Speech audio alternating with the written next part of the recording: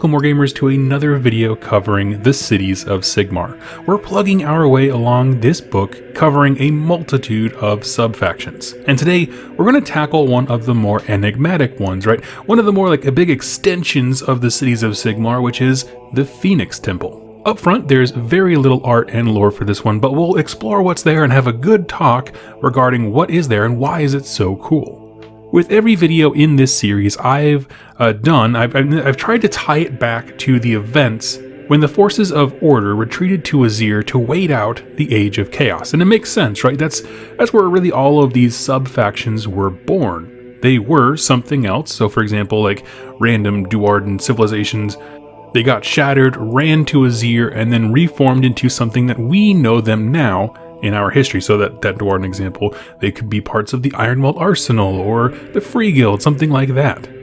But in this regard, the Phoenix Temple are unique because it wasn't their time in Azir necessarily that birthed them, and we'll dive into that a bit more. From a high level, the Phoenix Temple are collectively an enclave of warrior monks, right? Firmly dedicated to the worship of a god beast called the Phoenix. And this is very interesting, right? Because the Phoenix, like I said, is a god beast. It's supposed to be the progenitor of all of the phoenixes in the mortal realms. Those of the Phoenix Temple see it as a symbol of life, death, rebirth, and renewal. Almost like a cyclical nature to life. I also want to call this out as being unique because we don't see a ton of worship of god beasts like as deities. This isn't wholly unique to the Phoenix Temple, but it is fairly rare. For example, like the Spider Fang from Gloomspite Gitz think that the Bad Moon is the egg of a god beast and revere it, for example. And when god beasts were introduced, like in the first Realm Gate War series, there wasn't much of a mythos around them. It was like, oh, here's a big monster. It's just a big monster. But as the lore has evolved and grown over the years, god beasts seem to be much more like supernatural and mythical almost, that their lives represent something in the universe that would cause people to worship them as deity. But there's a strong difference between saying, I worship the Phoenix and being a part of the actual Phoenix Temple, and then there's an incredibly deep and meaningful ritual that has to take place for that. The Phoenix Temple is a strictly elven sub-faction. These elves start their lives like any other, perhaps part of a city guard, military regiment, archer, craftsman, anything like that, just normal elves. And in the course of their time within the realms, chaos takes its toll, right? Maybe they're fighting, they become injured, physically debilitated, or the atrocities they've seen with their extended lifespan breaks them mentally, right? Because if they live longer, they get to see more horror as tensions escalate and the war continues to go. When one of these poor, broken souls is pulled from the battlefield, there is a chance for something wondrous to happen though. Occasionally, a phoenix, near the end of its current life cycle, will land, wrap the broken elf within its wings. There's fire and light, and together as one, they are reborn. If you're not familiar with the idea of a phoenix, it's a bird made of flame that consumes itself in its fire. When it burns out entirely, it like reverts to an egg and then starts the process all over again. It's this rebirth, or the energy coming from it, that makes it possible, that the phoenix then gifts to those it chooses. Whatever the source of this power is, the elven warrior that was broken, whether mentally or physically, is remade anew alongside the phoenix. Their wounds heal, their mind reassembles. Whoever was taken to the Phoenix is now, in theory, dead, and their reborn incarnation now lives. This crossing from one life to another is not without consequence or responsibility, though. For those that receive this blessing, they become soldiers of the Phoenix Temple, right? Like I said before, there's a difference between saying, I worship this thing and being a part of the actual temple. This is how you get to be a part of the actual warrior monk class. Now, at first I thought when I heard all this is way too complicated of a process to keep an army going, right? These troops would be incredibly rare and almost unusable because you wouldn't want to lose any of them. But depending on how many phoenixes there are and how short their lifespans are before rebirth, it can work out. It helps that the Phoenix Temple are like supposed to be the most elite of the elite, so they don't have huge ranks to fill. So their old life is dead, but what have they become? Every elf that enters into the Phoenix Temple is fully healed of their mental or physical wounds. Their strength, stamina, and focus greatly increase. They train and quickly become masters of defensive warfare, shields, halberds, swords, things like that, and are exceptionally hard to kill. But with everything, there is a cost. The warriors of the Phoenix Temple do not speak, not a word. They kill silently and brutally. They also somewhat isolate themselves. These are devout warrior monks, emphasis on monks in that one. They're fighting and training, or in like a deep meditation and contemplation. It also signs them up for a life of endless warfare.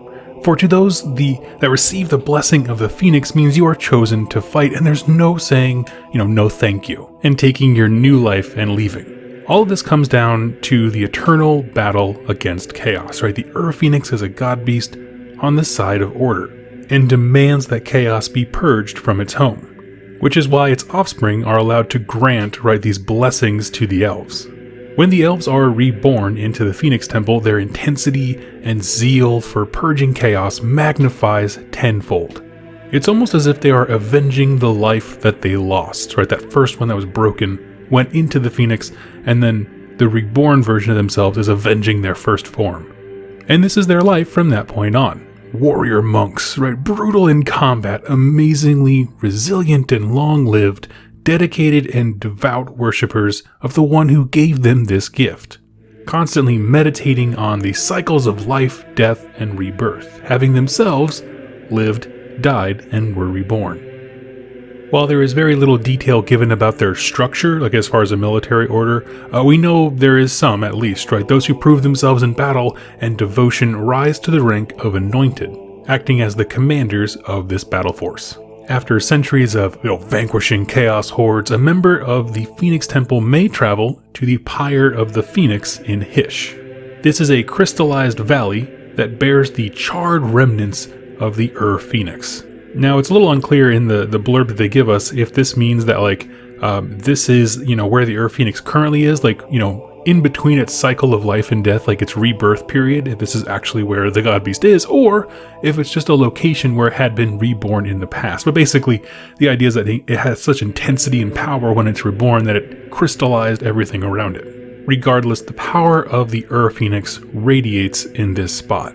Some will sit and meditate here for days, even weeks, and if they do, they'll receive a glimpse of the Phoenix's past lives, that same cycle of rebirth being played out in their hearts and minds.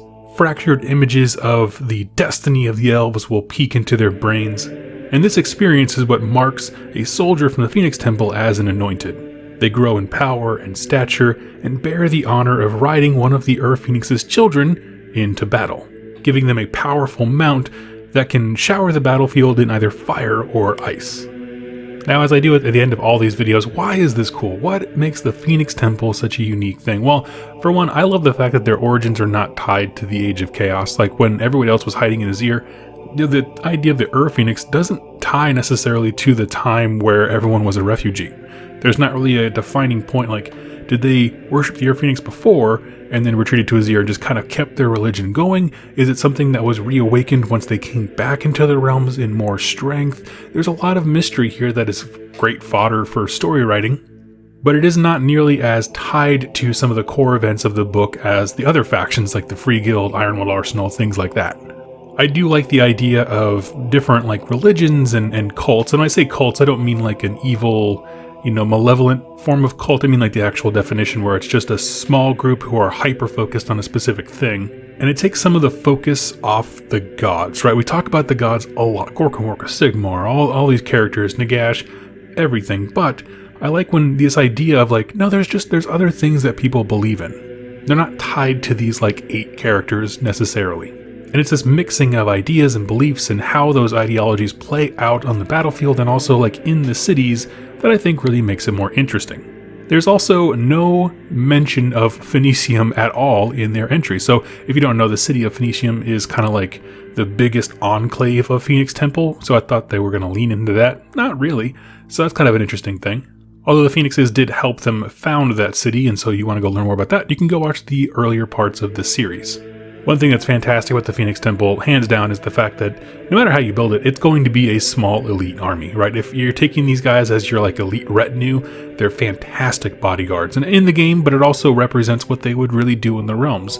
So I'm not just talking about like being a crunchy gamer, but they live up to their narrative expectation, which is not something that every unit does.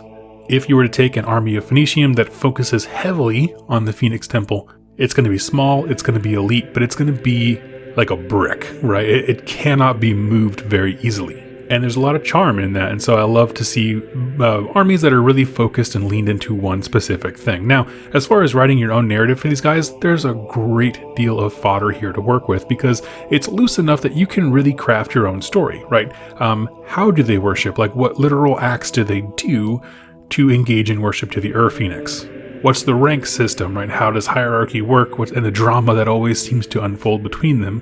What drives them to war? How do they feel about their past lives? Like, do they view themselves as being reborn in a new person and struggling with the memories of the old you, but you have this new persona? A lot of stuff here that would be fantastic for novellas or short stories, things like that. So thank you all so much for listening. We're powering through these sub-factions and we got more to go. Hope you're enjoying the series. We'll get back to some other factions here in just a little bit. Regardless, thank you all so much for watching and listening, and happy wargaming.